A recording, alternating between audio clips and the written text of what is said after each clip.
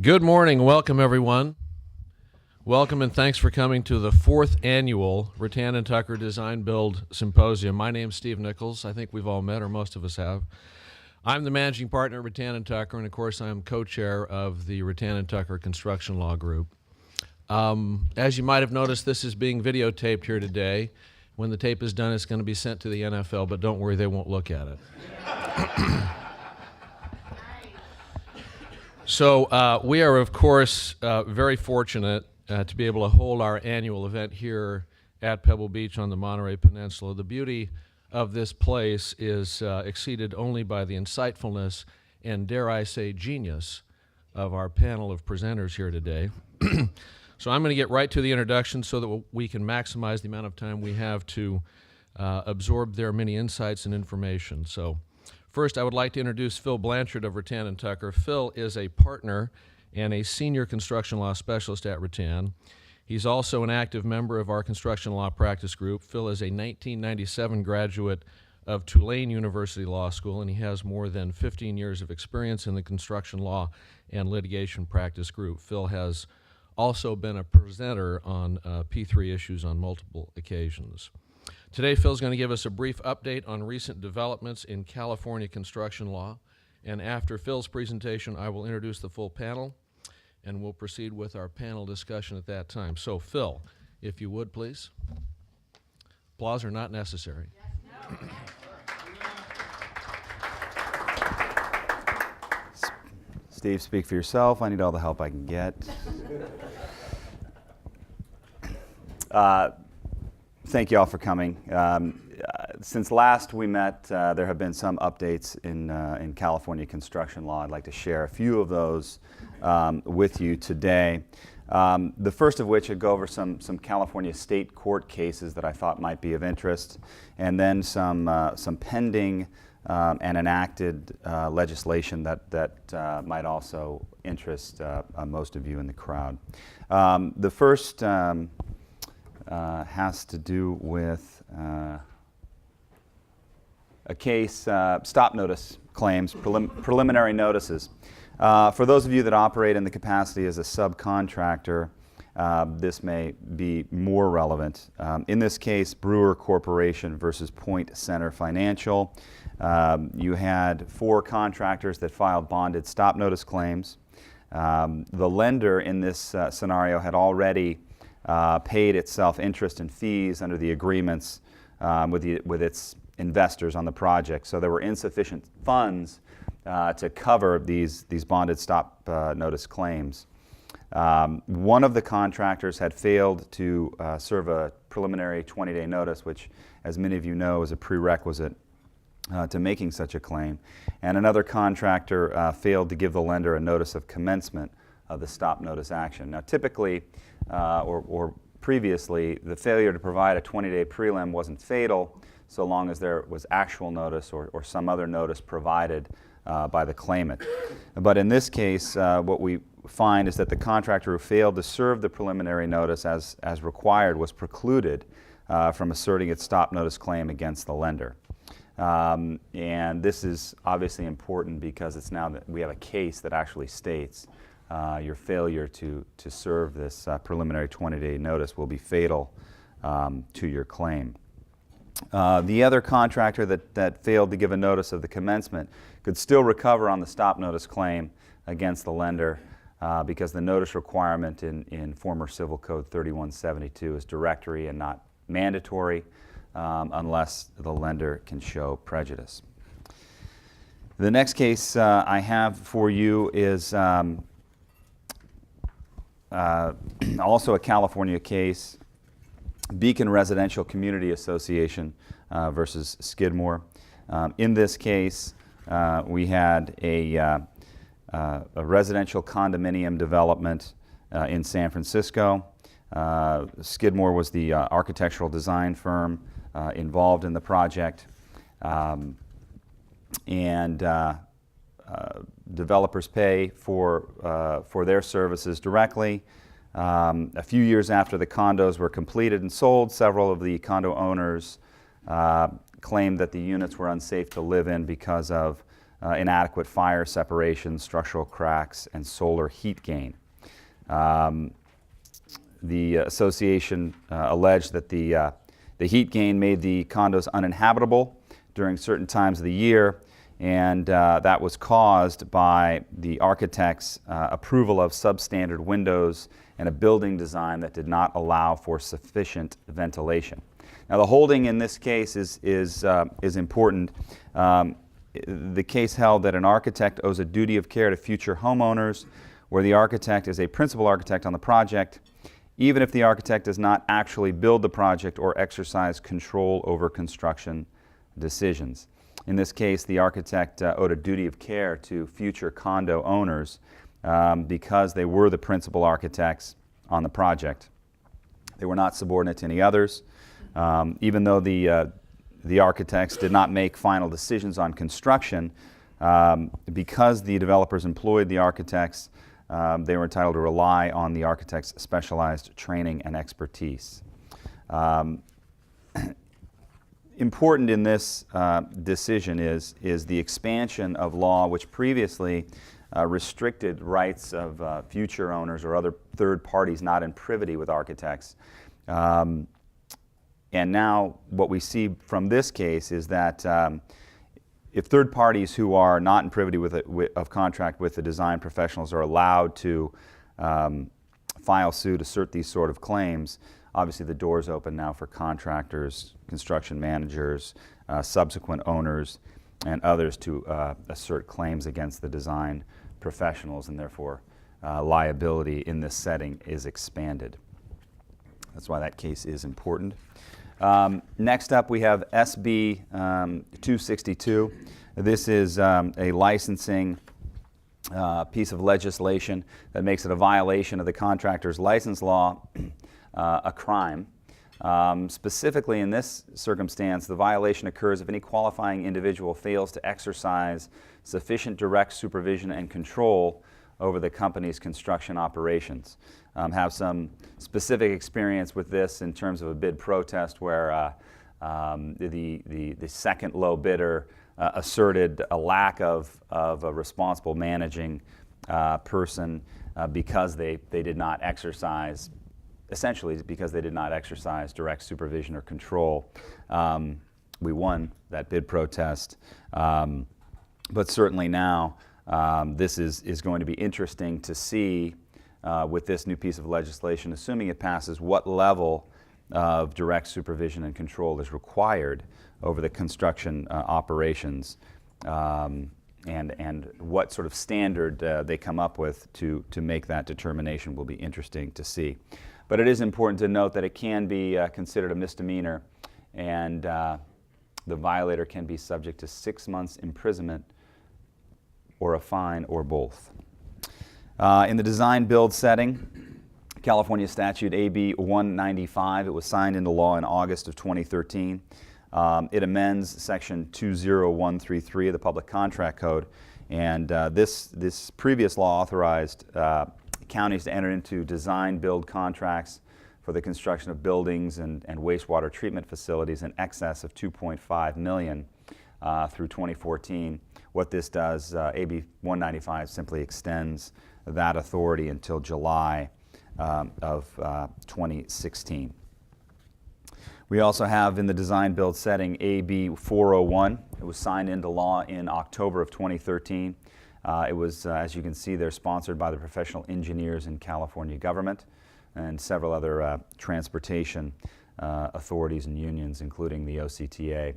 Under AB 401, Caltrans, for up to 10 projects, regional transportation systems for certain projects, Caltrans is authorized to use design-build procurement based on either best value or lowest responsible bid. Again, we see the potential for litigation or disputes over what best value determinations are.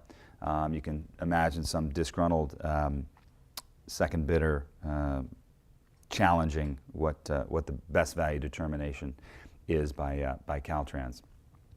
Specifically, the law allows for design-build authority on the I-405 freeway in Orange County, and embedded in the bill was authorization for the Capital Southeast Connector to use design-build as well. That's important for many of you in here. Not featured in the slide, but something I wanted to mention is SB 7. SB 7 is something that's sponsored by the AFL-CIO. And what SB 7 proposes is to eliminate the use of or receipt of state funding for charter cities who exercise the home rule exemption. And essentially what it means is that charter cities must now pay prevailing wage if they receive state funding. So that changes the dynamic for these charter cities in the public works context. Another one that's not on a slide, but I did want to mention, is AB 811. Not surprising, AB 811 deals with excavations. Under the existing law, contractors are required to call 811 at least 2 days before any digging or excavation activity. This new law authorizes the CSLB, the California State Contractors Licensing Board, to develop a written examination for the certification of contractors engaged in excavation activities. It requires regional notification centers to post on their website statewide information regarding legal violation and damages resulting from violations, and subjects contractors who engage in illegal excavation activities to civil penalties up to $50,000. So, for those of you who are engaged in excavation activities, be on the lookout for AB 811 and more stringent requirements when it comes to notification for digging and excavation. Lastly, in terms of public-private partnerships and California legislation, we see AB 164. This is sponsored by the American Subcontractors Association of California, and it requires that lease agreements between a governmental agency and private entity for the construction of public-private partnership infrastructure projects include a requirement that performance bonds and payment bonds be furnished to ensure completion of the project and payment to laborers, subcontractors, and material suppliers. This essentially brings in line P3 projects with other public works.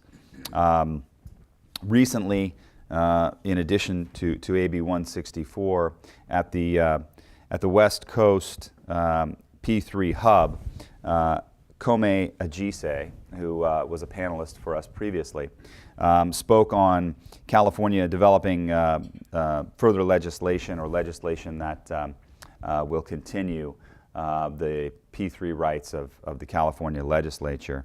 And it was his feeling that this legislature is on the horizon, that they're looking to extend what is currently the law in California.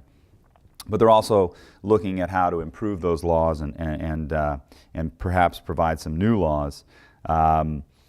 His feeling was that it should happen sooner rather than later. I think we're going to hear more about that development from our panelists. But one of the things that I found noteworthy was that his thought was that the new provisions surrounding or new provisions in this these development of the P3 laws in California would concern value for money studies, and I think obviously that's an important development here in California. We'll hear more about that later. So what you have there is the development since last we met in terms of California construction law, something for the subcontractors, expansion of liability for architects from third parties, the continuation of legislation related to P3, and as we saw, bringing P3 more in line with other public works projects in terms of the requirement for performance and payment bonds. Thanks.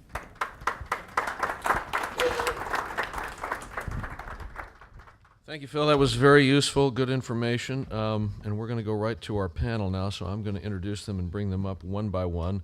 First, our moderator today is Bill Eliopoulos. We all know Bill. He's a senior partner at Rutan and co-chair of our construction law practice group. Bill also manages our firm's Silicon Valley office. Bill's a 1981 graduate of UC Davis Law School. He has more than 30 years of experience in construction law, including claims, negotiation, and drafting of a wide array of complex construction contracts. including, of course, traditional design-bid-build, design-build, integrated project delivery, lean construction, and creative financing models such as P3. So, Bill, if you would come forward and take your seat on the stage. Again, applause are not necessary. Next, we have Mike Marasco. Mike is the CEO of Plenary Concessions. In that position, Mike is responsible for project development, delivery, and asset management for all Plenary Group projects in North America. Mike has 26 years of experience in the public sector and more than 6 years of experience in the private sector. All that combines to give Mike a solid understanding of the value proposition that the private sector brings to the development of public infrastructure projects. Mike, if you would join us here on the stage.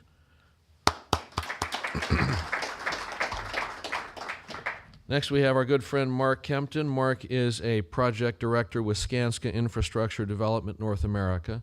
In this role, Mark is responsible for the development of public-private partnerships for Skanska in the western United States and Canada. Mark has spent 18 years managing private procurement projects, coordinating corporate responses to public policy, and leading strategic initiatives. Mark, if you would join us on the stage. Last but not least, although last to arrive early this morning, is Sam Gilmore. Sam is a lawyer, but we have promised not to hold that against him here today. Sam received his law degree from Creighton School of Law in 1987 and also holds a bachelor's degree in construction management from the University of Nebraska.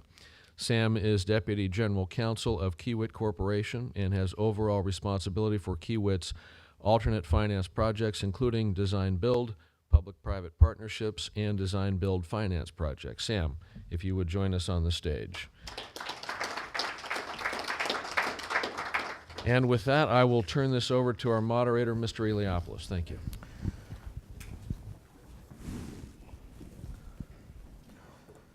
Thank you, Steve. What's trending in construction? Well, according to Moody's Investment Service and a report that was just issued a few days ago, public-private partnerships are trending in construction, at least in the United States.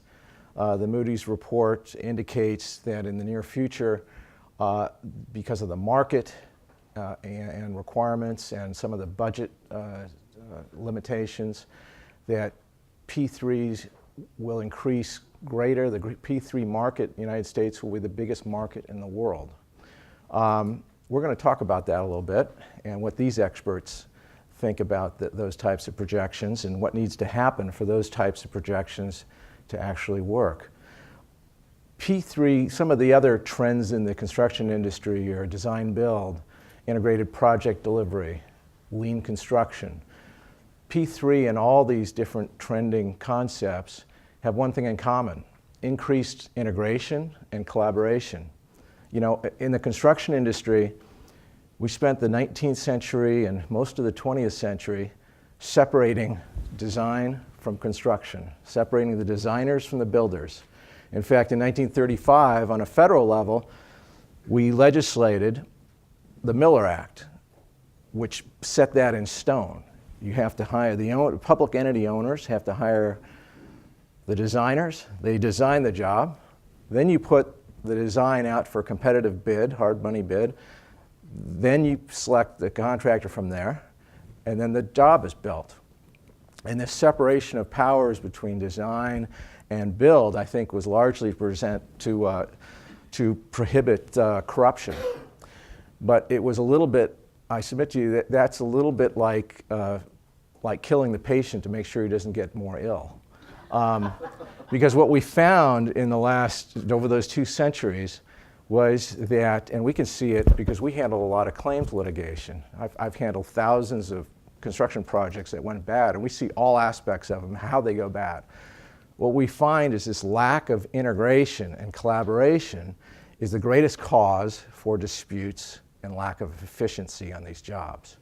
So what we've seen now, and we're really still at the early stage of it in the construction industry, is a revolution. It's a revolution of integration and collaboration. And P3 And design build, for example, is key in terms of integrating, but P3, in a sense, is design build on steroids because it takes the integration and collaboration of design and the build, and it combines into that the planning and integration, not only of the building of the project, but the long-term operation and maintenance of the project. So when you're designing the project from the conceptual stage on, you have in the room not only the builders, but you have the long-term operations and maintenance service folks also. So that all gets integrated and planned at the beginning. And I would submit to you that that's a huge development. And one of the things we're going to talk about today is how we can make that kind of development more of a reality in the United States.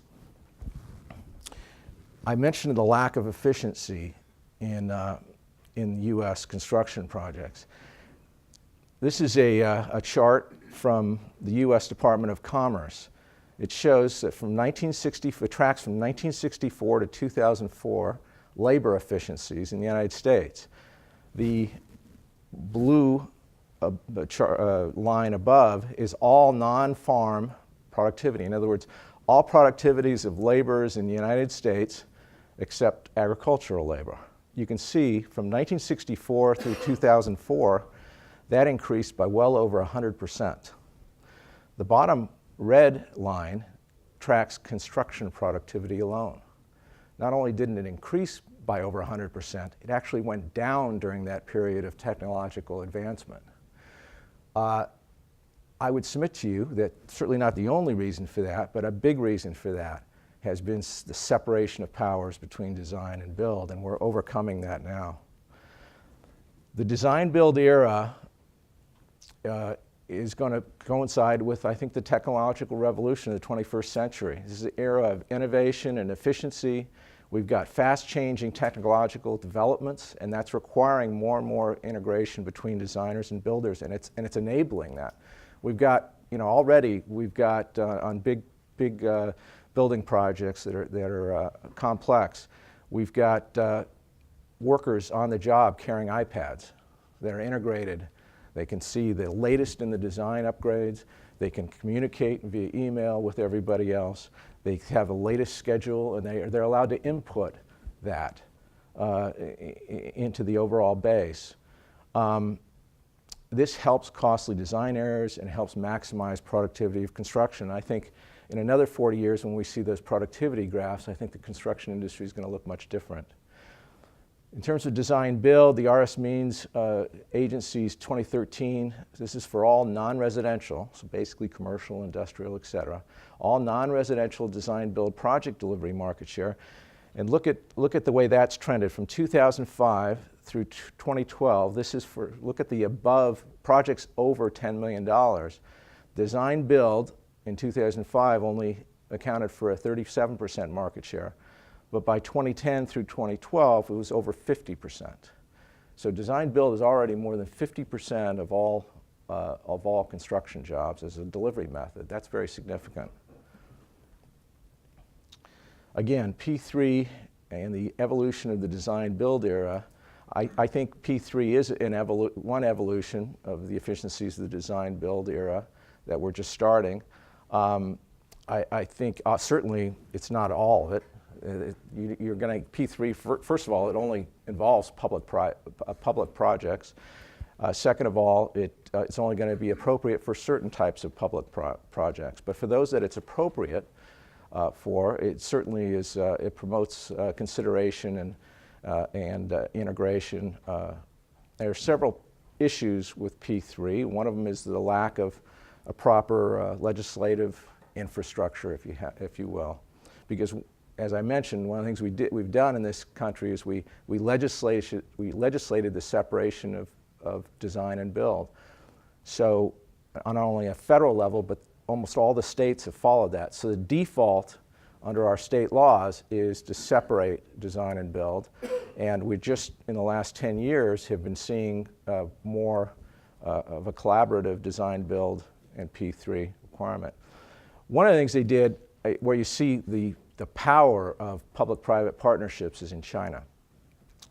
Shanghai, I know we all remember Tiananmen Square, I think that was '89. Right after that, the Chinese government shifted, and decided to among other things, transform and become much more of an industrial and modern technological society instead of the agricultural society. So one of the things they did was they knew that they had to totally reform their cities and build up their cities and take a lot of the workers from the agricultural areas and move them to the cities, but the cities weren't equipped to do that.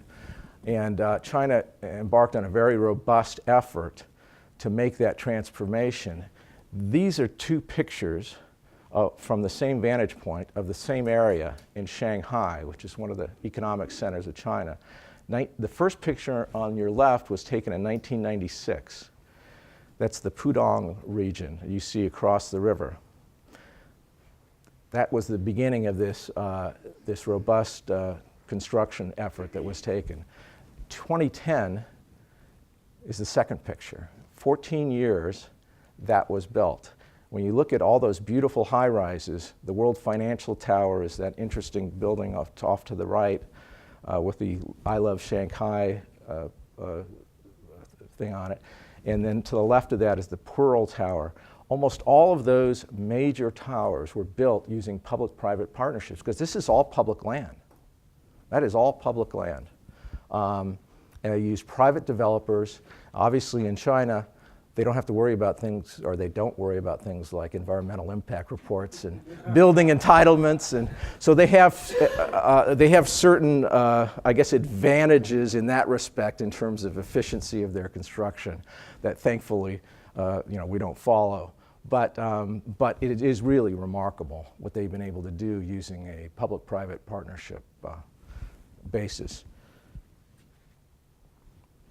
In the US, we have currently 36 states plus Puerto Rico, which is a Commonwealth territory, that have some form of P3 legislation. But a lot of those, really the P3 legislation they have, including California, it really needs to be perfected.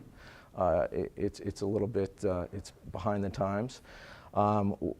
Canada, maybe Mike can speak a little bit about what they've got up in Canada where he's at, but it's a much more complete legislative scenario.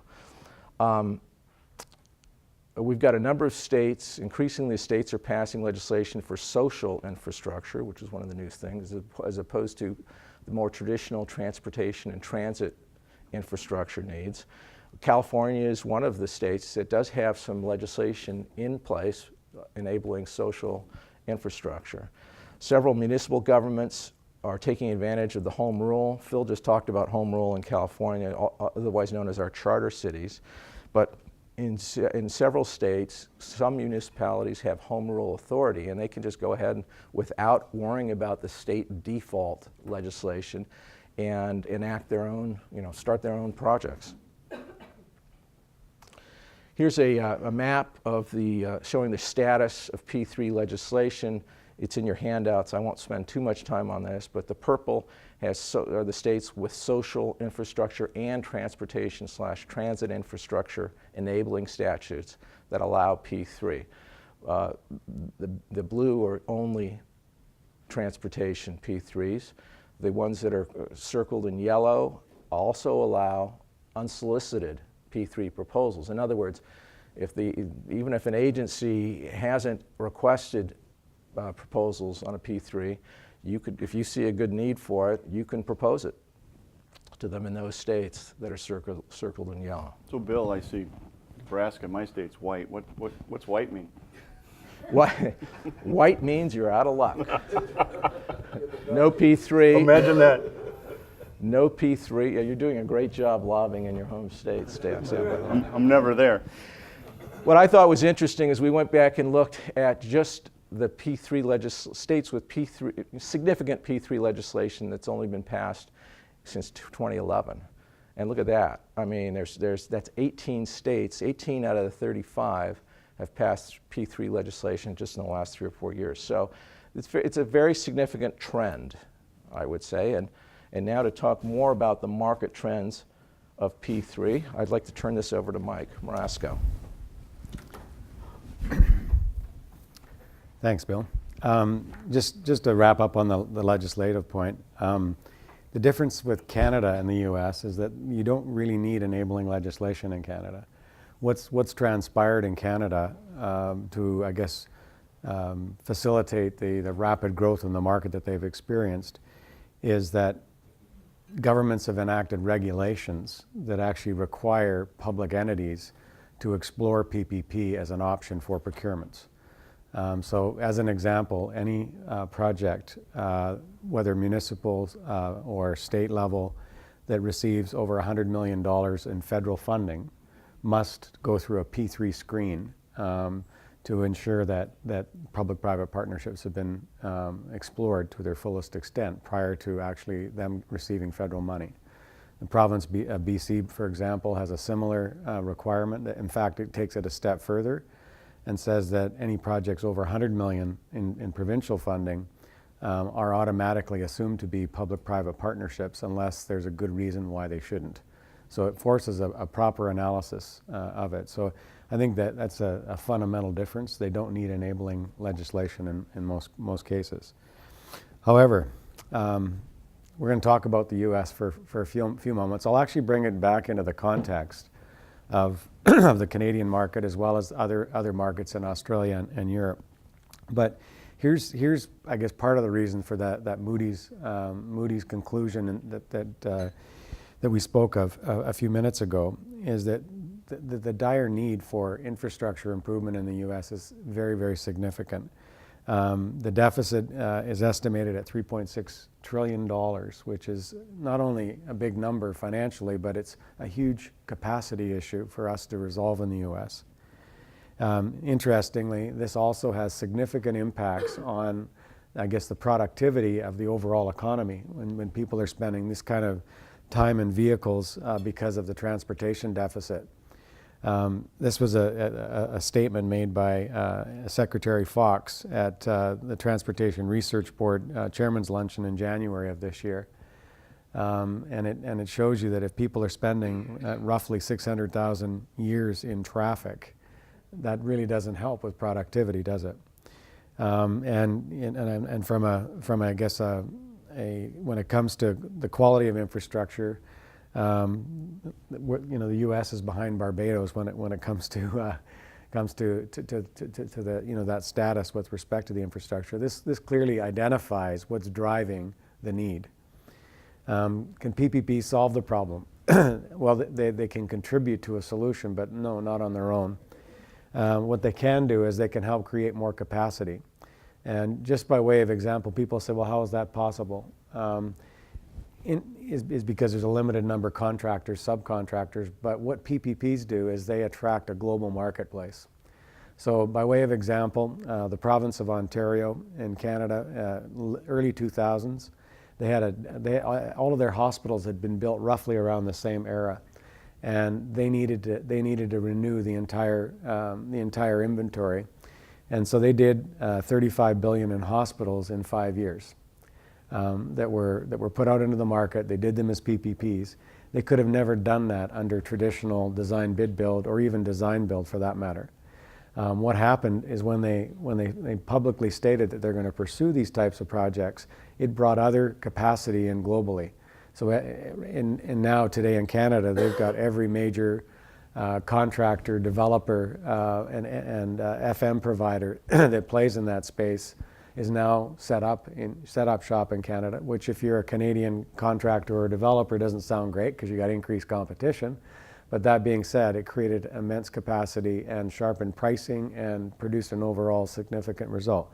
So they can create more capacity. It certainly attracted private sector investment. There's no shortage of money looking for a home in this type of space, and we can talk about that further with my colleagues. It ensures that the projects are completed on time and on budget. There's lots of empirical studies that have been done now that demonstrate that PPP projects are brought in on budget and on time, and in some cases ahead of both. And they provide strong value for money for taxpayers. And again, we can talk about that further. So I guess not on their own, but yes, they can help solve that problem. In terms of the overall, overview of the overall market in the U.S., the challenge, I think the biggest challenge, especially for us who are bidding these projects and pursuing these projects, is it lacks, there's no homogeneous market that we can point to. It's not like, you know, the UK market or the Australian market or the Canadian market where there may be a half dozen different models, but for the most part, they're all following what we call the international model. They're using documentation that's already been tested with lenders and with development community and the owners. That's already tried, tested, and true, and it's basically adapted for every project. In the U.S., we're dealing with 100+ different infrastructure markets.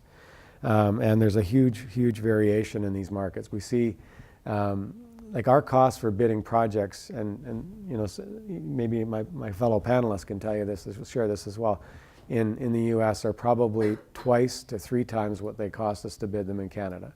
And it's simply because of the lack of lack of use of standard documentation, and I guess eventually that will change, and I'm going to give you some examples of how that is.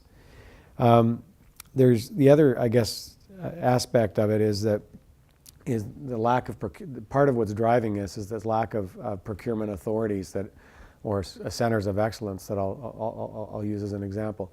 In the U.S., you've got great DOTs, Department of Transportation offices that do procurement for, you know, a state. So they bring some homogeneous elements to the way that they do their business, and therefore they're more efficient. And so those are quite helpful, I guess, in shifting that trend. As I said, the appetite for this type of investment is significant. The private activity bonds, the use of them has grown significantly in recent years, since 2008, and for the most part, they're all oversubscribed. And so there's a huge appetite for investing in these types of deals if they're well structured and well thought out. In terms of the actual activity in the market, 2013 showed a little dip compared to 2012, but 2014 is shaping up to be a pretty good market for PPPs in the U.S. So you can look at this graph here. This is provided by our colleagues at InfraAmericas and InfraDeals. There was this increasing trend. There was a little dip in 2011. Then we had increased closings in 2012. And a little dip in 13, but 2014 is shaping up to be a big year for PPP deals, and I think Moody's has picked up on this trend. If you look at sort of the value of the deals that are in active procurement today, it's about $16.6 billion, and you can see how it varies by state. And I think some of this, like the California numbers, I think might still reflect the RD project, which I think is paused for the moment, and we can talk about that in a few moments, but for the most part it's still roughly in the same ballpark. Here's the interesting piece. If you look at where it's going, these are the ones that are in pre-launch, so these are ready to go into procurement or getting ready to go into procurement. You can see the number jump significantly, and again, California has a big number in there, and the potential, I guess, for this growth is really evidenced by what's in the pipeline, and we're very excited about it. To put this in perspective, right? Now, if we go back, the U.S. pre-launch, $44.9 billion. Canada, by contrast, which is considered one of the darlings globally right now for PPPs, and as I said, every developer and major contractor that plays in that space now has moved to Canada and set up shop. Over the past 10 years, has only done 214 projects for $68 billion over that period.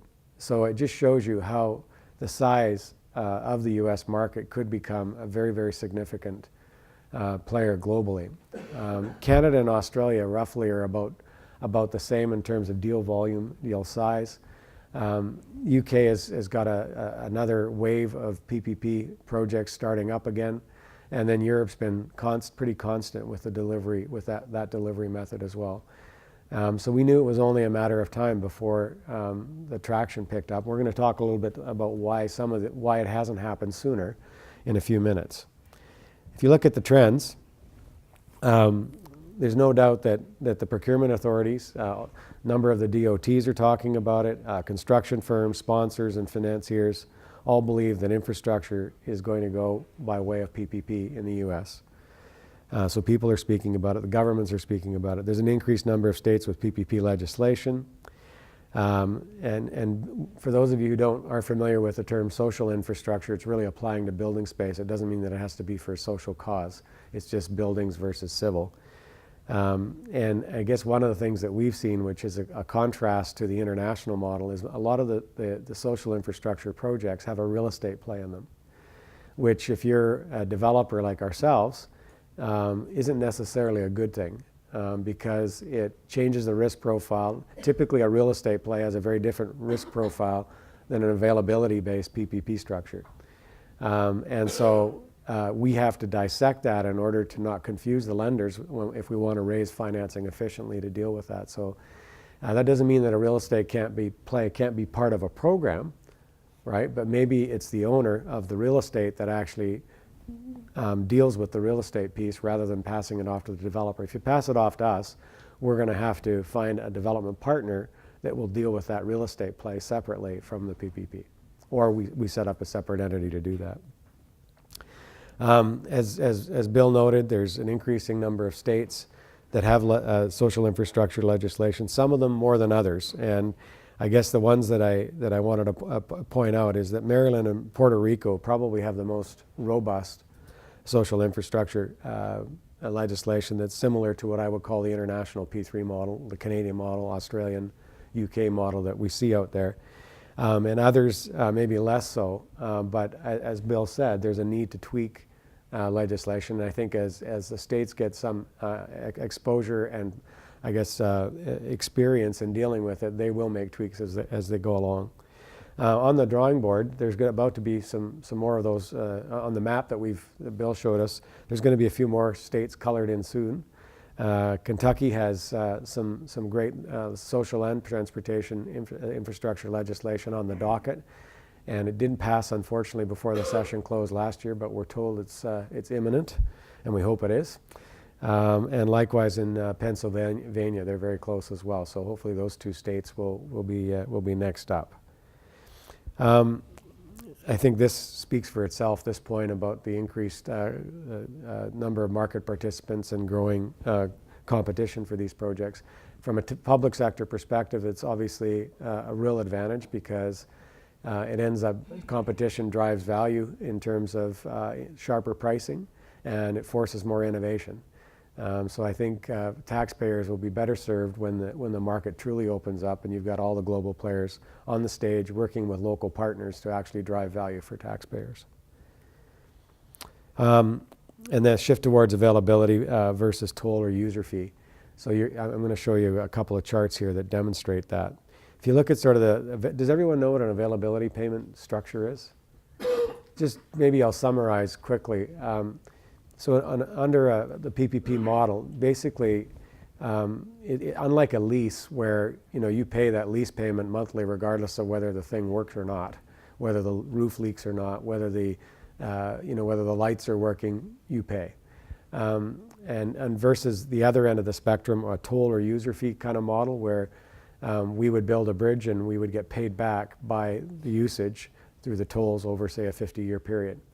Availability model is slightly different in that we enter into a contract with an investment grade entity, a state, local, federal government level entity. And in that contract, we have obligations that have to meet certain performance criteria. So in the case of a road, it could be about there can't be any rutting greater than X number of centimeters. And it must be, all lanes of traffic must be open during peak hours or something like that. In the event that we don't meet those obligations, then they start to abate or deduct from our monthly payment. So it's truly a performance-based contract. You're paying for the availability of the asset. So that's what I mean by availability structures versus toll. As you can see, prior to 2013, there was a lot of revenue-based or toll-based, user fee-based type structures, 72% of them, with only 28% availability structures. When you look at the deals that are in active procurement now, there's a complete shift. So we're seeing more and more DOTs using availability-based structures for road and civil projects, and the latest social infrastructure projects that we've seen in the market are all availability-based deals. This is a good thing because since 2008, toll deals have been very tough to finance since the great financial crisis. And the premium you have to pay to actually finance those, I think it doesn't provide strong value for taxpayers. And plus there's the politics of who controls the toll rates and all that other good stuff. If that doesn't mean you can't toll it, but if the state government retains the tolling responsibilities, they're in much greater control and can react more strongly politically, and then they simply pay the provider or the concessionaire an availability-based payment for the availability of the road. I guess the other thing that we've seen is the projects that are in active procurement at this point are predominantly roads, with 59% of them being in the road sector. You can see we've got a few accommodation projects, airports, light rail, bridges, and tunnels. If you look at the trend now in terms of the pre-launch, where they're going, still 48% on roads, but we got a huge number of light rail projects that are ready to go, that are in some form of procurement, including the Maryland Purple Line and others. Some of them held up, by the way, because of the EIS process, which China doesn't have. And then there's bridges and tunnels, and there is some growth in the accommodation market, as you'll see. If you look at sort of the ones that are in procurement right now on the social infrastructure side, Chicago, using its home rule authority, has done some swimming pool retrofits. I think they're in the preferred proponent stage. In Arizona, they had the facilities, the DOT facilities that they had out, that's also in preferred proponent stage. It's taken a long time. I don't know if they're ever going to close that one. No. Houston Justice Complex, this has been shortlisted, and we're waiting for the RFP to hit the market. I think they're actually standing back and having a look at the Indianapolis courthouse model, which is in active RFP process. I think the final submissions are due early this fall. So I think Houston is watching to see how the Indy process unfolds. Indy got out in front of this one. They adopted the international model, just lock, stock, and barrel, because they've got a business case built on a consolidation of their facilities. That they will actually pay for the new facility based on their programmatic savings. And so they're in a hurry to get it done. And they said, why would we try and reinvent the wheel when there's already a tried, tested, and true model out there that's been used globally for years? So that's largely what they've done. And true to their word, they've been following a very stringent process that's driven off the international model, and it's working for them. Long Beach Civic Center, the shortlisted proponents have all submitted their RFP submissions, and we're waiting for probably early this fall an announcement on the preferred proponent. Michigan Freeway Lighting, there's actually a series of projects in Michigan that are ready to launch.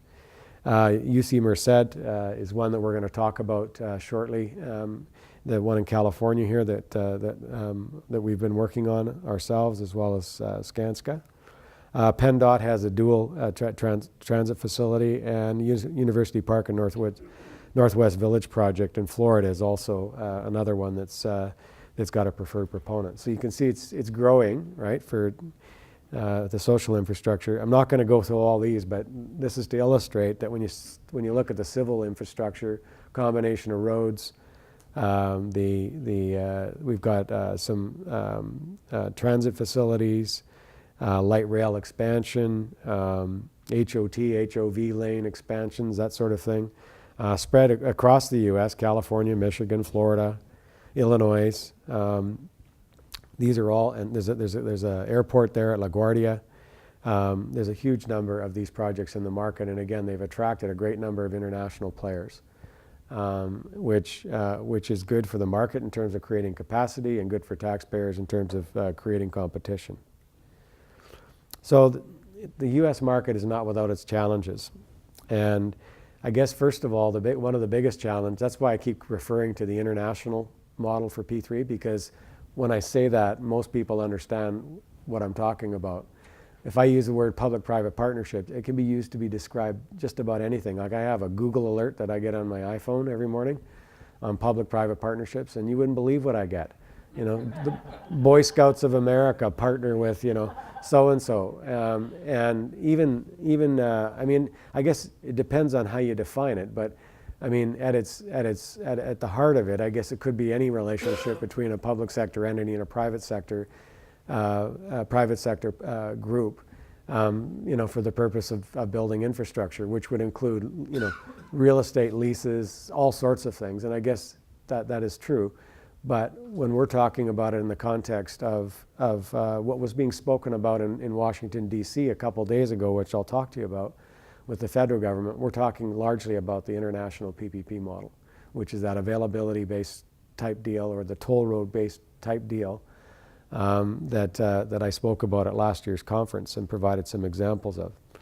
One of the other, I guess, big challenges, as I said, is that there's not many centers of excellence, which creates that homogeneous market. And there's a shortage of technical capacity and expertise, both in the public and private sector. So, contractors and developers that have never played in that international P3 model space, they have to recruit that talent and bring them into their organizations so that they can compete effectively against those that do have it. Unlike the DOTs, as I said, that have pretty well-established procurement entities in most states, there is no such entity for social infrastructure. I guess at the federal level it would be the GSA, who aren't doing PPPs, and we can talk about that, but largely they're being driven by the scoring rules, which hopefully someday the federal government will overcome, because there's a tremendous amount of opportunity for increased efficiency in the delivery of federal infrastructure in the same way that there is at the state and local levels. And again, the example that we saw in China, I think, sort of indicates what happens when you engage the private sector more effectively in the delivery of the infrastructure. The other big one is the financing versus funding. One of the big reasons why PPPs haven't advanced here as they have elsewhere in the world is that people are confused by them. They think that they're simply a financing vehicle. And they don't really understand the value proposition that comes from the optimization of whole of life costs. When you optimize whole of life costs, you're going to save money over the entire term. Most people are still focused in on first cost. They look at PPPs as an alternative financing vehicle rather than looking at them as driving a strong value proposition in delivery. And so often this funding versus financing issue is a major issue. And then the complex tax system with respect to debt. There's, I call it the love affair with tax-exempt debt. I mean, no doubt if you're a state or local government and you have access to tax-exempt debt, you're going to leverage it, as long as you can stomach the covenants that come with that tax-exempt debt, the restrictive covenants.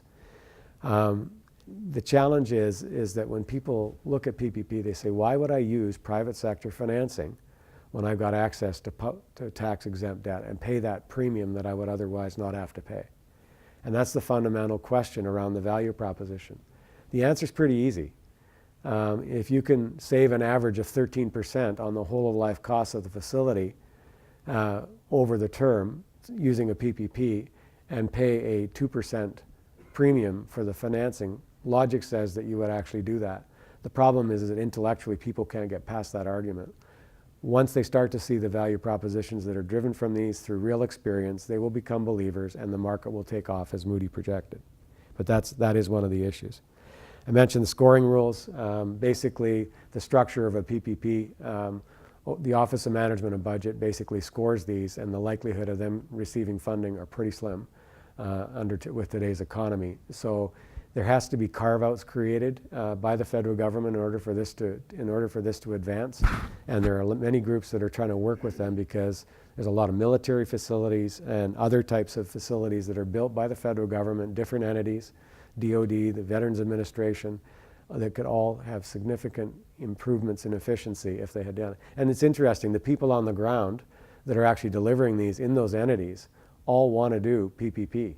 They've seen the model work elsewhere. They attend the same seminars and workshops, and they've seen it. They've got an appetite for it.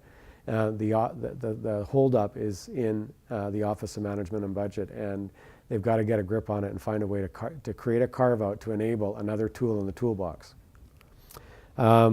The other one you've heard, we were talking about over the breakfast table. there have been setbacks where we get into these projects. I think politically people say, I want to do a PPP, a project gets launched, and then midway through procurement, they cancel it. In somewhere like Canada or Australia or the UK, that would be a death wish for that public sector entity, because they lose credibility. No one will bid their projects because it costs a lot of money to bid these things, and people spend millions of dollars on developing a bid only to have it canceled midway through procurement. So there are examples in the US recently where that's happened, and the market is not very happy about that. I think there'll be some get out of jail free cards or forgiveness cards given early on in the process, but it's not. Governments need to know that when we invest that kind of money, first of all, it's a loss of productivity in the overall economy, which you don't want. I mean, sure, we employ people, but to what end? You don't actually create anything of value other than a bunch of wasted documentation. So the early momentum can get killed by this, and it's important that governments recognize that. Hey, Mike, just to add just a bit of color, I mean, what you'll see though is that you'll have 3 or 4 teams that are shortlisted for these projects, and they go through the process. So each of the teams is spending millions of dollars chasing these projects. So you have limited resources in the first place. Now you're getting more projects out there, and when the government kind of pulls the rug out from under you in the middle of the procurement after you've spent millions, you start to lose faith in that government. That's right, yeah.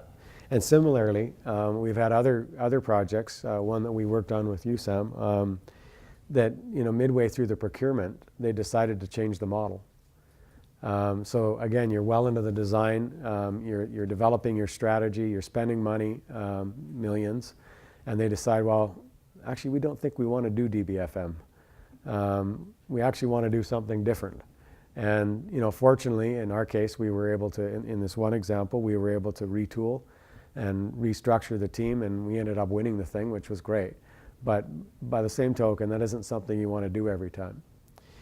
So the good news is that there's lots of things happening in the States that are going to help in overcoming these barriers. The Performance-Based Buildings Coalition is actively working with the U.S. government to try and facilitate the use of private investment in public buildings. So this is on the social infrastructure side. So they've been working to try and get a vehicle in place for private activity bonds, similar to the TIFIA program and what we're seeing in the transportation and energy program, to create a funding pool that leverages lower cost debt for social infrastructure. In my opinion, there's not any other jurisdictions that I'm aware of in the world that use tax exempt debt, but because we've got a precedent in the US, in order to level the playing field, we need to create that vehicle for social infrastructure or the building sector. If it's successful, it'll definitely level that playing field, and we'll see that market open up in a big way. The other thing is the U.S. Transportation Infrastructure Committee has established a new panel that will explore P3s in transportation and other sectors. So that was announced recently by President Obama. There was a meeting on the 9th in Washington, D.C. I just got an update this morning from Dale Bonner, our U.S. chair, who was there, along with some of our other colleagues. It was a well-attended event. Most of the conversation was on the international P3 model. It was well-attended by, by all sectors, including the banking sector, those that are doing things traditionally with muni bonds today. The construction industry was there. And what they've committed to do is they are preparing a paper that based on the input that they're receiving from the market, that will be submitted to the White House in November. And hopefully it'll inform the Obama administration's next move in terms of enabling PPPs to help deal with this infrastructure deficit in the U.S. And there's also multiple bills on the docket. The Build America Act and others that people have tabled again to try and I guess create vehicles to actually deliver these things more effectively. Likewise, the Center of Excellence. There's a significant movement underway, and this is again will enable things and create opportunities for smaller public sector agencies who don't necessarily have access to that expertise to access them. So the West Coast Infrastructure Exchange, or the West Coast Exchange, sorry, it's a center of excellence that's being created by California, Washington, Oregon, and British Columbia. So the West Coast, or what do they call that? I can't remember what they refer to that West Coast group of. Cascadia, that's what it is. Is it? Yeah. And so what they're doing is they hired Partnerships BC to actually work with these states to develop common best practices and processes so that they don't reinvent the wheel as they develop these things. And the West Coast Exchange is the vehicle that brings them together.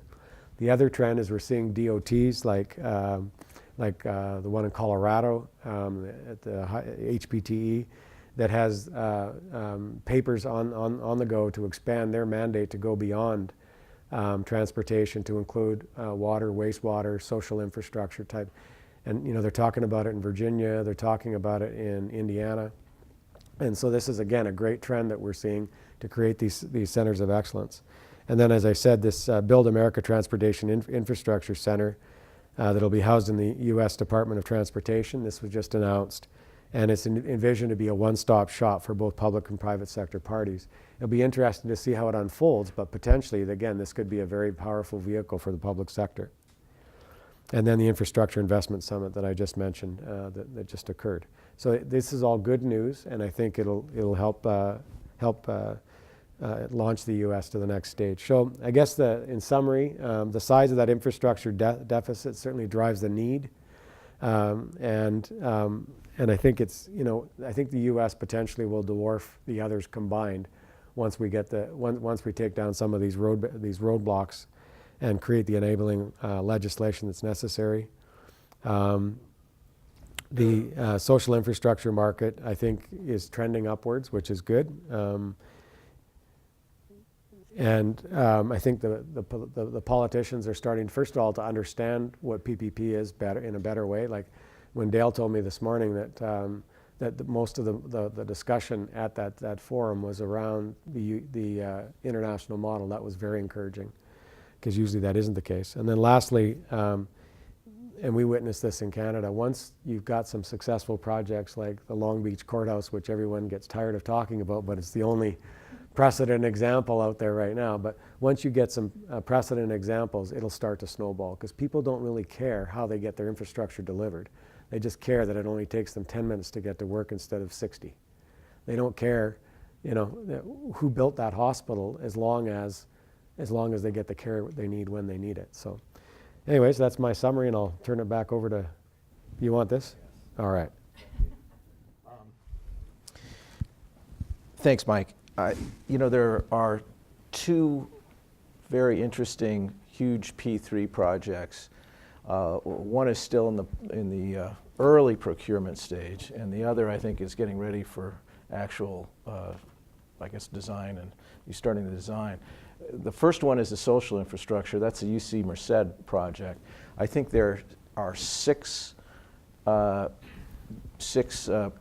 proposers as teams, and we've got, by my count, 4 of those teams represented in our group here in this room today. But one of them is Mark Kempton and Skanska, and I'd like you to speak, if you would, about the UC, just kind of explain what the UC 2020 project is at UC Merced that's coming up, the stage it's at, and sure, some of the salient features. I don't know if you want to use, I downloaded a couple slides from the site, so should I I help you. Speak at the podium or just No, you can here? just do here, I think. So UC Merced, the newest member of the University of California system located in the Central Valley, currently has an enrollment of a little over 6,000. They are looking to greatly expand their capacity. By 2020, they want to support an enrollment of 10,000 students. Of course, this necessitates the design and construction of a mixed-use solution, and so they've proceeded forward at this point with what appears to be a P3 type deal. As you say, there were 6 respondents to the request for qualifications, and they are currently in the process of reviewing those summaries of qualification or statements of qualification, ultimately to achieve a short list and then move on to an RFP. What's interesting and unique about this, not wholly unique, but we don't see it that often, is the university has opted to leave the delivery mechanism open. So while they've indicated their interest in a public-private partnership concession type public-private partnership, they are allowing teams to submit with other potential solutions with the understanding that these teams will stand behind those solutions and explain to and describe to the regents the value of each of their proposed solutions. So this affords the regents the opportunity to be flexible throughout the procurement. However, of course, I think as Mike mentioned, when we see procurements proceed as one type of model, and then that model changes during the procurement cycle, this can be this adds additional risk for respondents and proposers.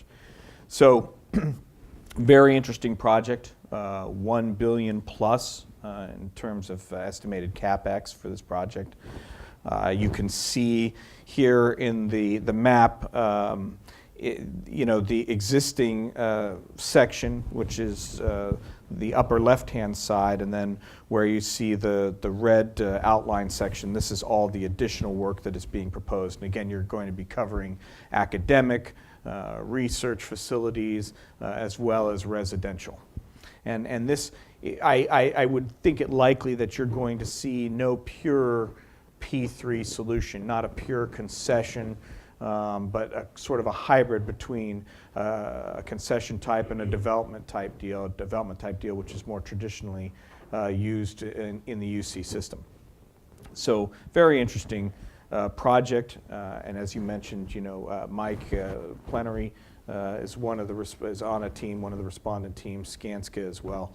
I think anybody who is anybody in the social infrastructure P3 world is watching this with bated breath, because this would be the largest social infrastructure P3, I think, in the history of the United States, one of the largest in the world, and it affords the opportunity for an institution that is looking to really expand its boundaries significantly, a means of doing so in a relatively expedient fashion, and it will have a huge amount of impact, both for the region, for the UC regents as well, but also, I think, overall in the United States.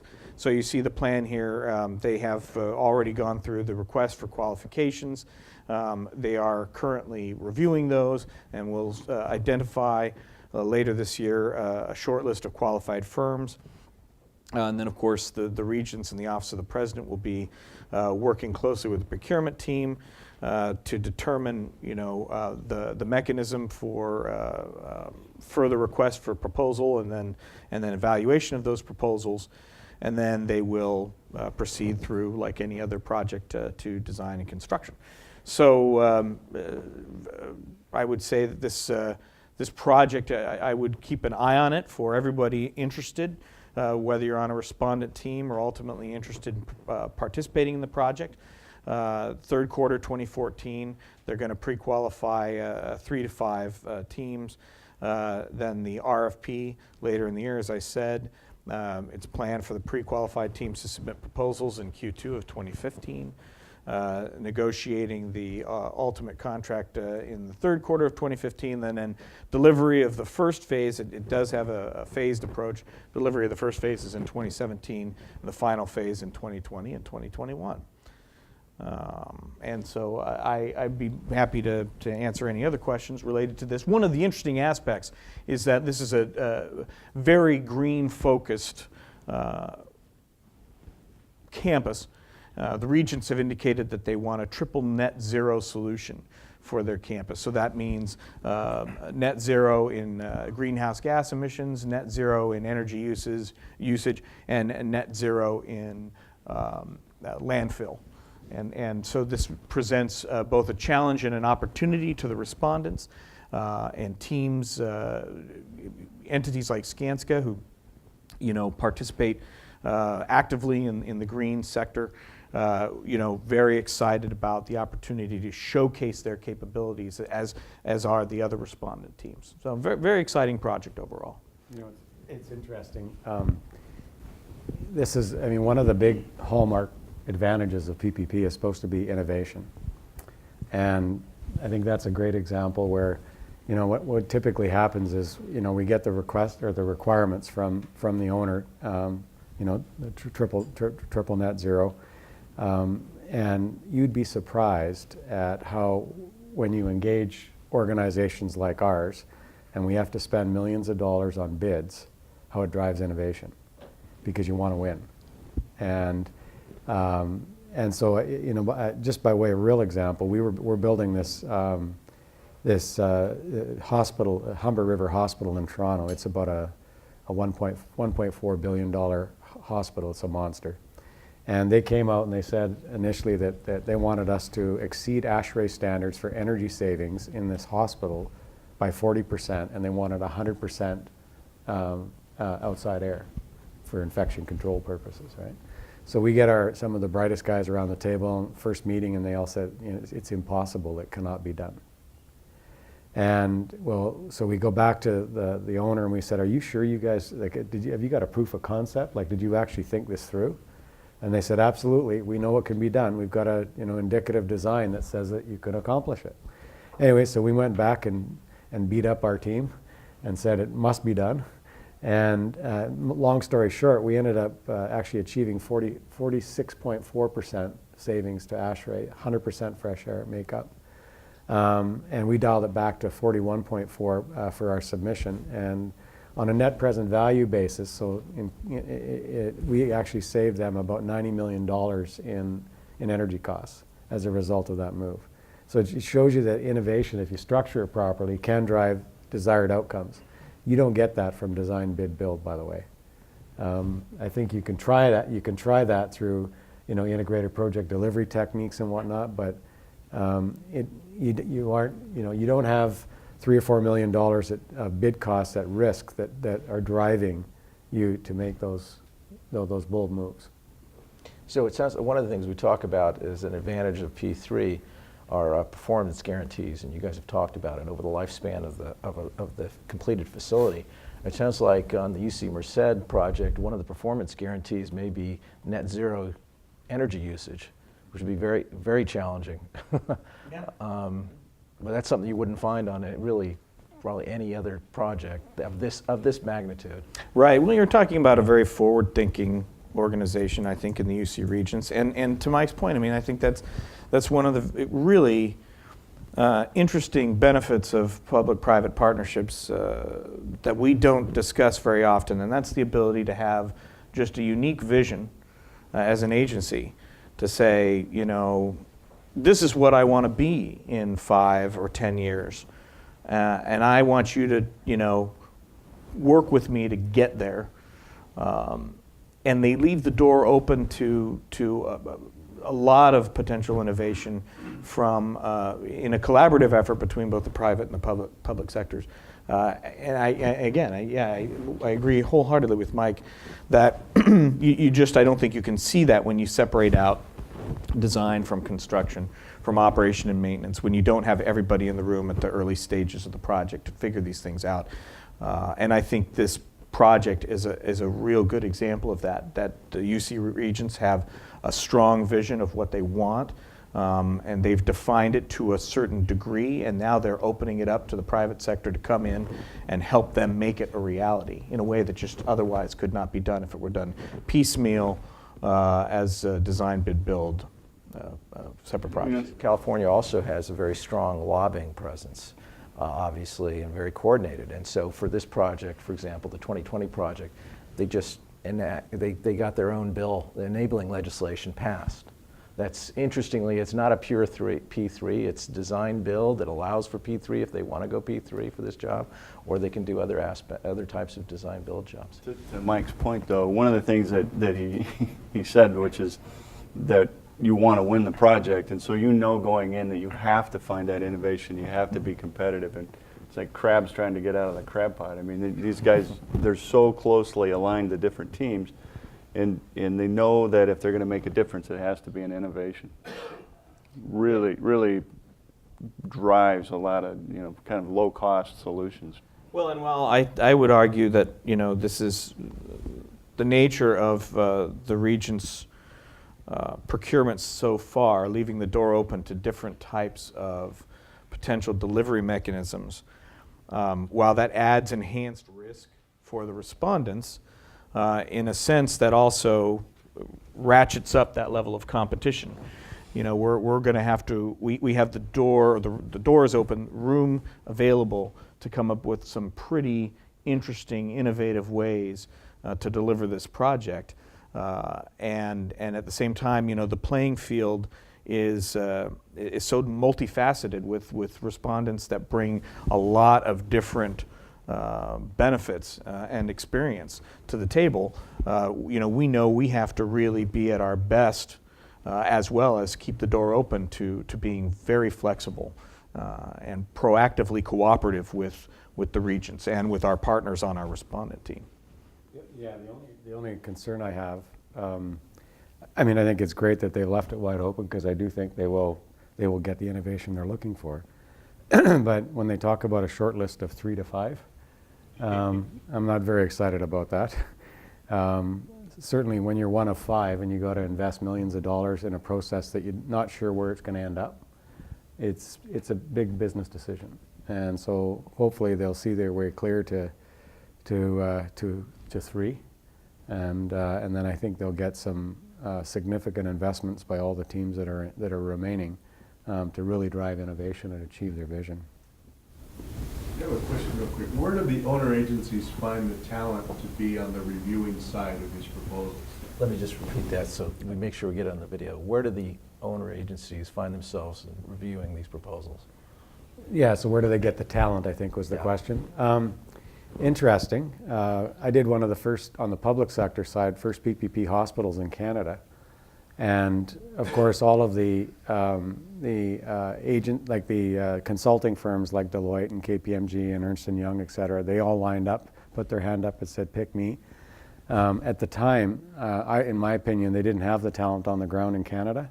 And I was basically going to pay for them to bring someone over from the UK and train their people in Canada. So I ended up actually bringing people in from the UK and Australia to come and work on our project and our team, and the knowledge transfer occurred.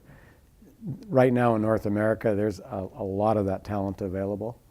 It's become quite a robust market, and what we see is we've seen a trend in some cases of people who start in the public sector, get some experience with the deals, and then they move over to the private sector side. And it's all aspects too, like whether it's the financing side, legal side, design and construction side.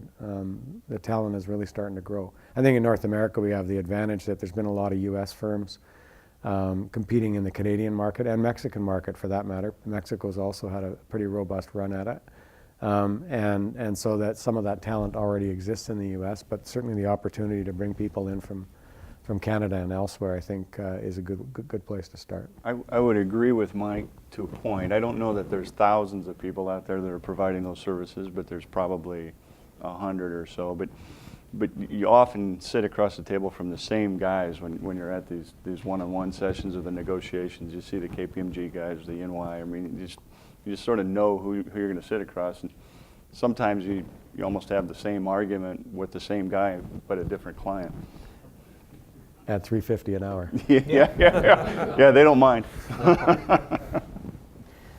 Bill, another project I wanted to ask you guys about is on the transportation side is the Goethals Bridge replacement project. The Goethals Bridge is the bridge that connects New Jersey and New York, and Sam, I know Kiewit was selected for that. So would you tell us a little bit about that project? Yeah, it was our first project where we injected equity into the deal. We'd done quite a few P3 projects as a design builder, and those went fine. I think we started our first P3 project was a Sea to Sky project in 2000, way back. It was right before 2002, yeah. It was right before the Winter Olympics. I was on the government side of that. Yeah, in Canada, that's right. And that it was a great success and a lot of fun. But as we went through these negotiations, I think we learned that we should kind of learn more about all the rest of the sides of the equation. So there's an O&M component because there's a long-term portion of the P3 process. And then there's this financing portion. And so we have 10% of the Goethals Bridge on the equity side. It's about $1 billion, a little less than $1 billion project. It's a bridge, it's a replacement of a bridge that links Elizabeth, New Jersey to Staten Island. There was TIFIA funding, there were PABS funding. It was pretty exotic. It was interesting, you know, Mike, you talked about some of the mechanisms that are used to compete with the municipal financing. I think they were all used on the Goethals Bridge. We've just started the process, but so far so good. It's for the Port Authority of New York and New Jersey, not a state. Generally, that would make you a bit nervous because you don't know about sort of, if you're dealing even with the state of California, you've got nothing but good credit. When you're dealing with some of the sub-tier agencies, you have to look a little bit harder at their financial capacity. But Port Authority is an A+ rated agency. They've got good money and a good track record. So we're starting off, so far so good. You mentioned that Sea to Sky project. The Sea to Sky Highway was the road between Vancouver, British Columbia, and Whistler, where they held the 2010 games. And the government knew if they were going to hold them in Whistler that they needed to do something to improve that stretch of road because it's all coastline, very curvy, that kind of thing. But they had a fixed budget. And so what they did is we went to market with basically asking the private sector to tell us how much road they could build for $650 million. And again, it left it wide open in terms of innovation. So you guys came through with some amazing, they created passing lanes as often as they could. They improved safety. There was a number of innovations they brought forward. And again, if you structure a deal right, that procurement right, that motivates the bidders to actually to generate that innovation, it just generates value for taxpayers. I think some DOTs are nervous a little bit about ceding too much control to contractors and developers, but truthfully, I mean, given the opportunity, there's plenty of checks and balances, and I think a lot of these guys really find great innovation, and I think Sea to Sky, you're right, is a good example. Yeah. Mark, when Mike was speaking a little while ago, he teased us a little bit about the RD project. I know you have quite a bit of experience with that. Could you kind of explain what that is and what happened? Sure. So the RD project was the Accelerated Regional Transportation Initiative. I believe that's what it stood for. It was a P3 project initially proposed by the LA Metro organization, which is the Regional Transportation Agency in LA County, in conjunction with Caltrans. It was a bundle of projects brought together to prove out the concession model for use by LA Metro and Caltrans together. It involved significant improvement and the addition of capacity in the North County of Los Angeles along the I-5 corridor, as well as bringing the 71 to freeway condition between the 210 and the 60, I believe, in Pomona, as well as a few sound wall projects. All again bundled together as a long-term concession. The project proceeded through to a shortlisting stage, and while negotiations were being made between LA Metro and Caltrans prior to issuing a request for proposals, ultimately the project was broken up and the delivery mechanism changed. There are a lot of circumstances behind how and why this happened, and I would ask you to talk to Kome Ajise in Caltrans and to talk to David Yale at LA Metro, the gentlemen both who were representing those two agencies, to sort of get the inside scoop as to what was going on, because it was complex. There were some issues of negotiation between LA Metro and Caltrans in terms of, how to manage O&M on the I-5 portion of the project. Initially, LA Metro intended for the monies to go to design, construction, and operation maintenance only of the additional capacity. Caltrans wanted to see Metro cover the cost of operation and maintenance for all of the capacity, both existing and new, on that section. And so there were some issues in negotiating that, something that they may have been able to come to an equitable solution, but ultimately in the end it was decided instead to proceed in a different direction, which, as Mike said, disappointing to the respondents, to the shortlisted teams.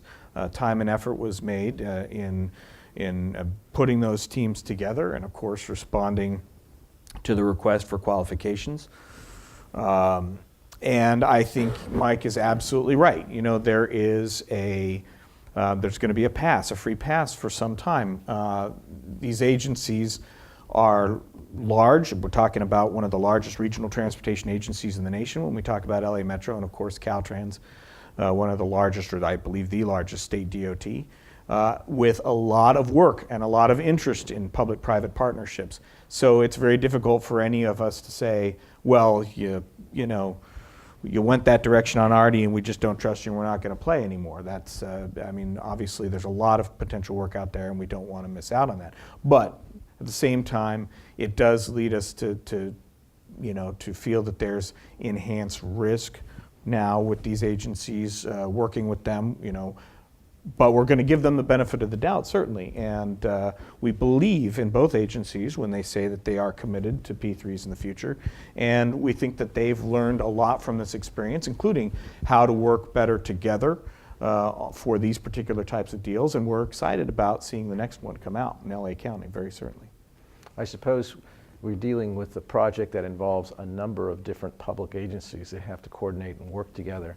The fact that the P3 also involves not only the design and construction, but long-term operations and maintenance makes it even more complicated. That's right. And when you look at these jobs in the state of California, with the way that we've organized things, in many cases, as in with Artie, you have self-help counties like Los Angeles that have a lot of money available to them through sales tax measures like Measure R in LA County that they want to put to good use. So essentially they're going to be providing what funding is coming from the public sector comes from the county, but they're playing on a state asset. And so it's going to be an interesting row to hoe, I suppose, way to put it, for these projects when you have two agencies, one bringing the money, one having the authority over the asset.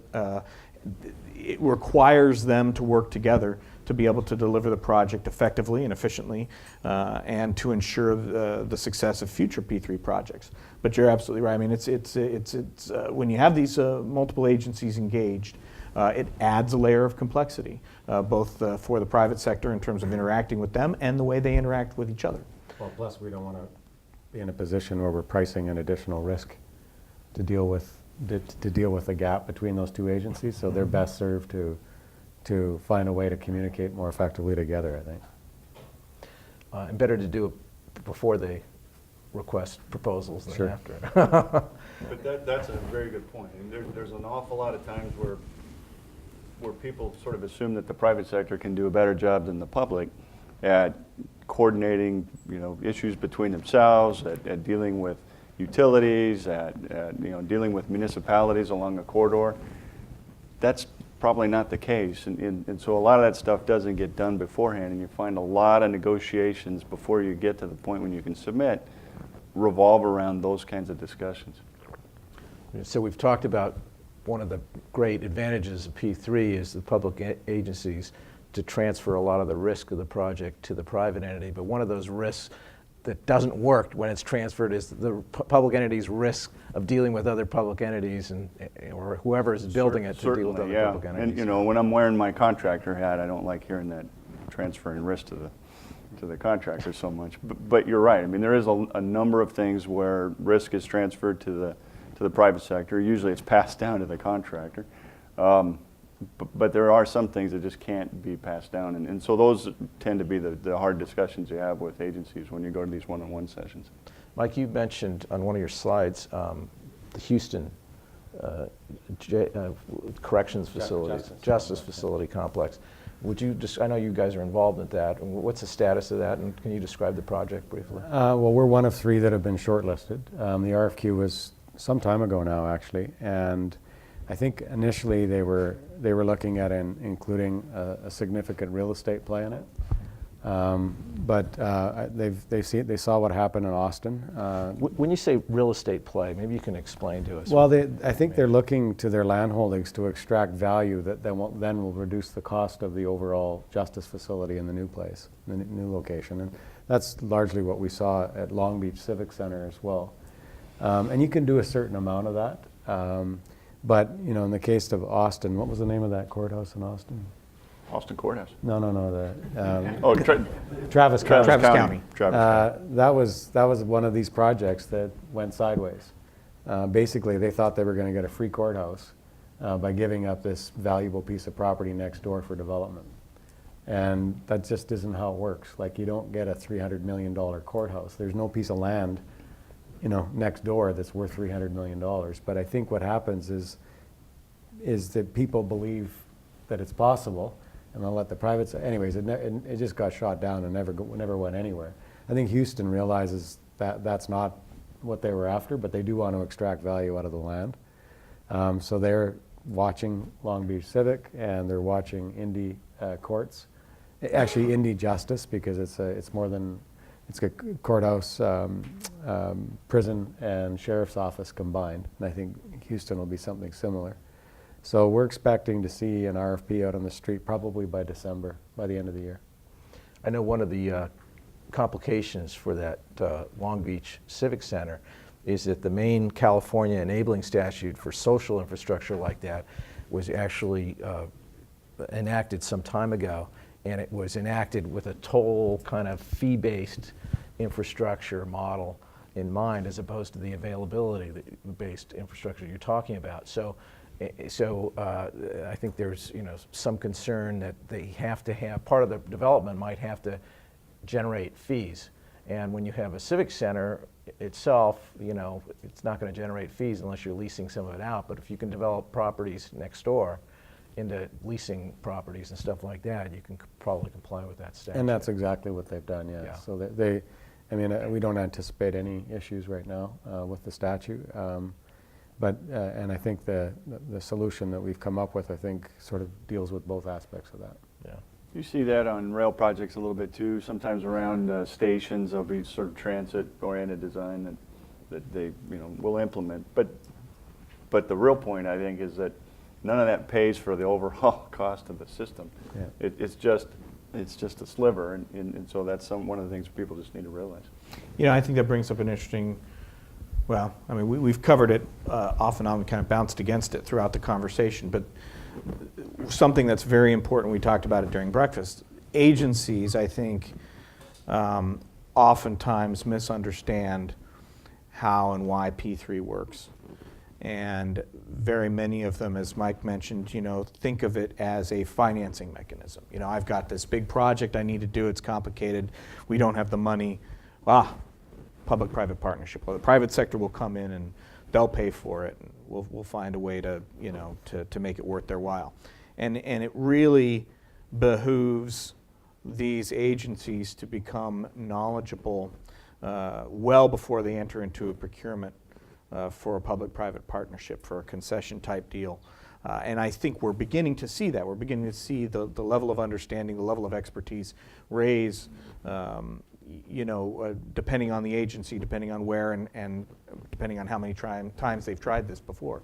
But we need to see that continue to be raised overall throughout the United States. I think that's one of the biggest roadblocks to success for us here. I also think, obviously, there's the statutory issue. I think, you know, we need authorization for P3s, and to Mike's point, when he was making his comments earlier, you know, we absolutely need a framework, a solid framework for managing procurement. It's not enough just to have the authority, but you need to know what to do with the authority. And the way they do it in Canada, where they share expertise on the public side, they have a common mechanism for delivery between the provinces. Several of the provinces have shared their information over the years so that these projects move much more quickly, much more efficiently. We need to see that more in the United States, or you know, we're going to have a lot of difficulty in making this mechanism work. And we've got there was a mention by, I think it was Phil Blanchard, that we've got some sunset provisions coming up that would stop the authority of some of the key P3 enabling statutes in California. The sunset takes effect January 1, 2017, I think. Yeah, it's after December 31st, 2016, SBX 2.4 will sunset.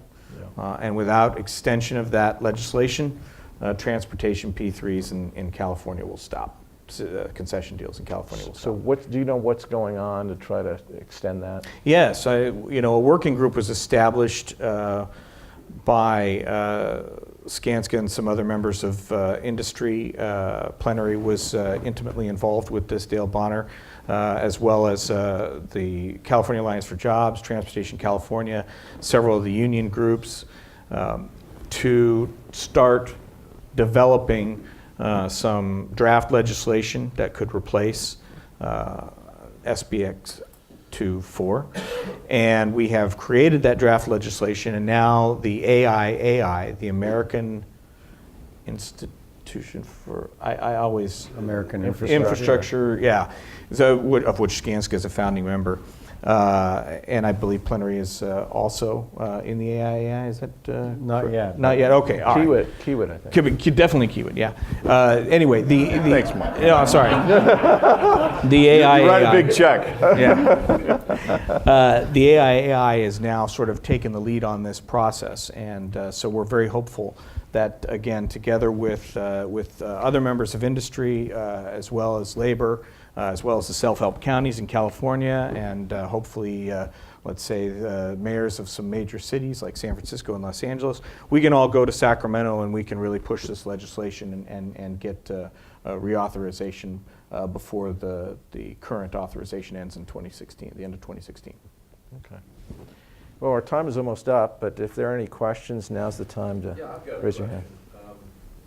In the past, we've talked a little bit about public employee unions and their response and some resistance to really, I guess, any kind of design build, including P3. What's the current status on that? Does anyone know, or is the resistance kind of waning over time? Is there a way to incentivize public employee unions to get behind the concept? Can you repeat the question? Well, you see right now... We should repeat it just Oh, for the yeah. video. Yeah. Go ahead. Well, so the question is public employee unions and their resistance to design build in the past in California, and has anything changed? Essentially, what's the status of that? It's very interesting. You see, as a co-sponsor of the current design build legislation is the PEG, the Professional Engineers in California Government, representing, I think, 16,000 engineers throughout and engineer-related jobs throughout California. I think in the past there has been concern from from the engineers that bringing the private sector in, could potentially see a loss of jobs in their own public engineering sector, and so naturally there's some resistance to providing an opportunity for private engineering.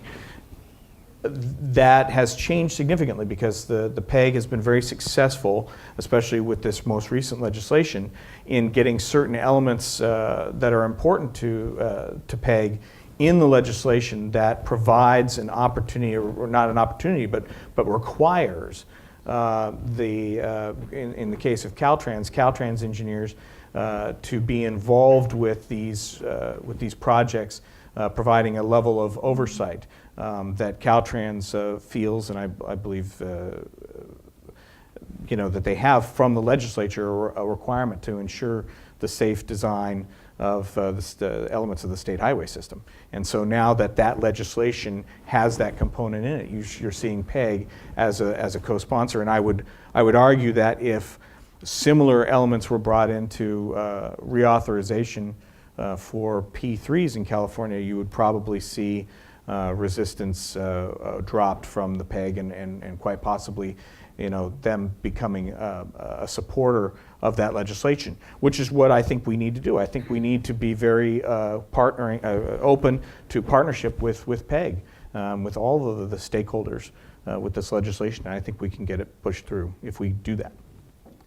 I think also just sort of looking at historically in Canada, there was the same kind of resistance from the public sector unions. And I can remember when we first started the movement in 2002 or so, we had the head of the train drivers union from the UK. I remember that. You remember that? Yes. He came in great. and presented, and the guy was a fanatic about the PFI projects in the UK, like about how it's been so good for the train drivers, and He was a colorful speaker. yeah, he was very good. And interestingly now, if you look at what's happened in Canada, this has been really great for the public sector.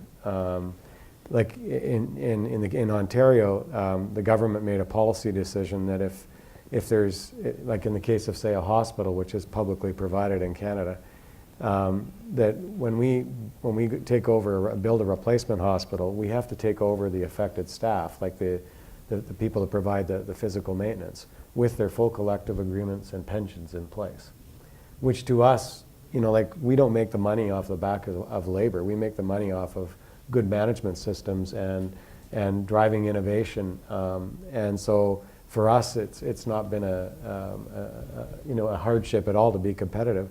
And from the employee's perspective, it's just been a great move, because they've had instead of their insular world being, hospital XYZ, it's now part of they're now an employee in a multinational organization where they have huge career development opportunities. They've got opportunities to grow and transfer, access to, training and development that they would otherwise not have. And so for them, it's been a significant win. Plus, they get their government pension and all their union benefits, and they stay intact. So it's been a real win for them. And we've created more jobs as a result. And one other point, it's not a direct correlation maybe to your question, but some of the biggest investors in P3 programs around the country in North America are pension funds, Yeah. which are those same public unions. Unionized right. pension funds, yeah.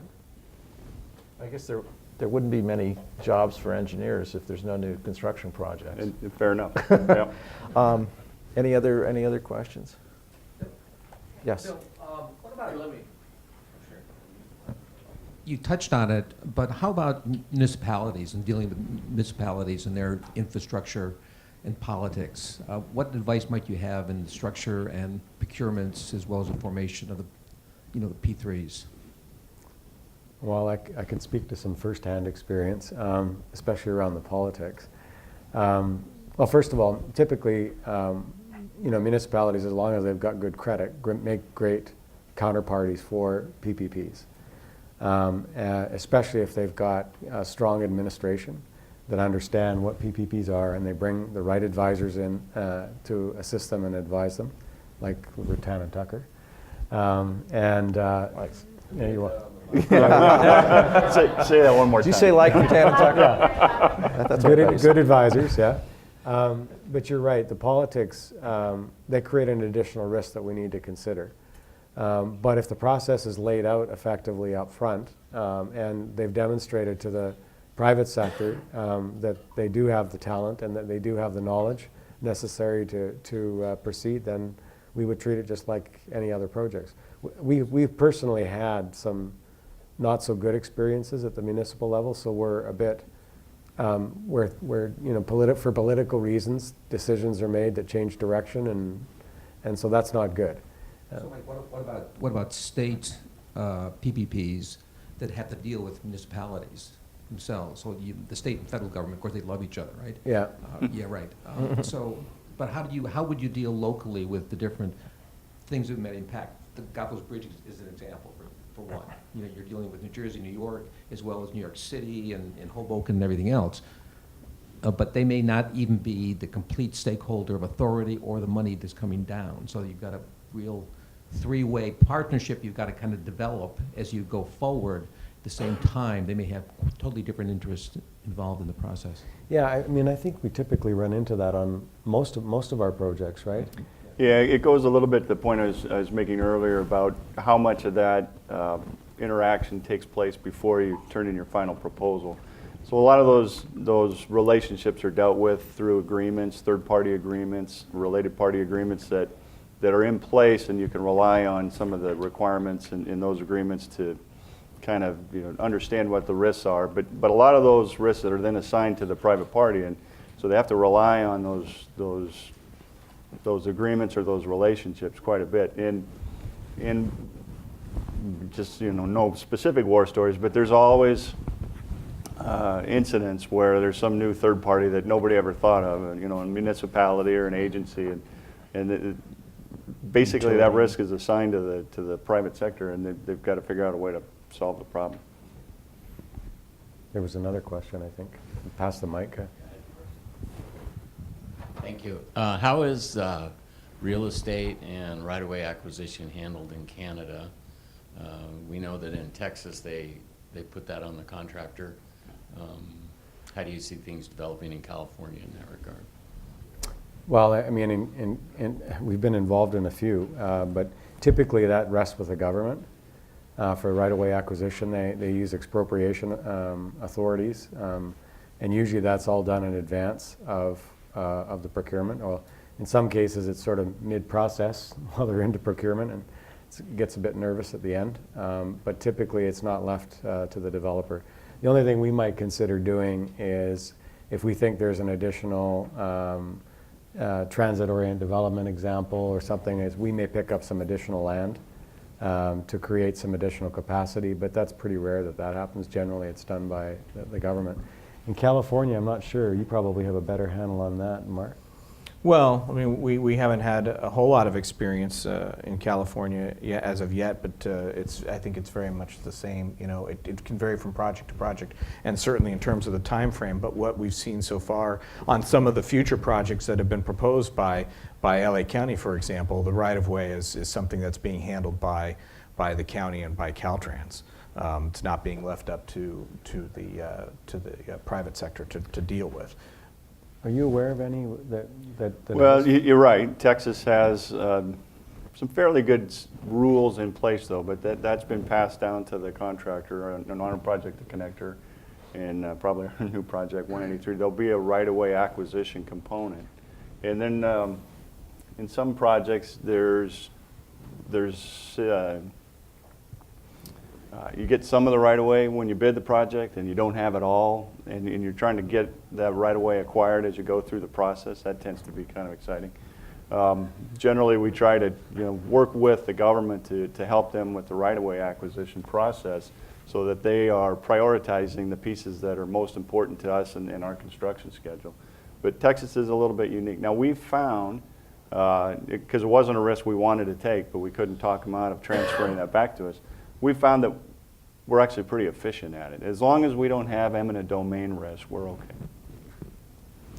So one of the reasons Rutan Tucker sponsors this symposium every year is to deal with cutting-edge issues in the construction industry, and certainly P3 is one of the leading innovative areas, and we're really pleased that you guys could come, and since you're some of the leaders worldwide, frankly, in that industry, and we really want to thank you for being here today.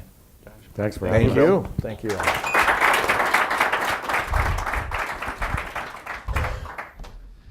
Yeah, further to that, let me just say thanks to Bill as well for his excellent work in moderating this presentation today. Thanks to our panelists, Sam Gilmore and Mark Kempton and Mike Marasco.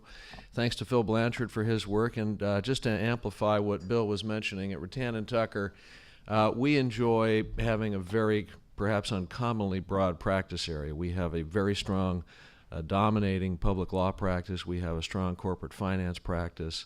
And of course, we have our construction law group. From our corporate department today, we have Tom Brockington here in the audience. And I think Ash Parahu was here last night. I'm not sure if he's here this morning. But at any rate, we feel at Rutan we are particularly, perhaps uniquely positioned to handle P3 projects. And we're available to answer questions and do other things today. So thanks again to everyone for coming.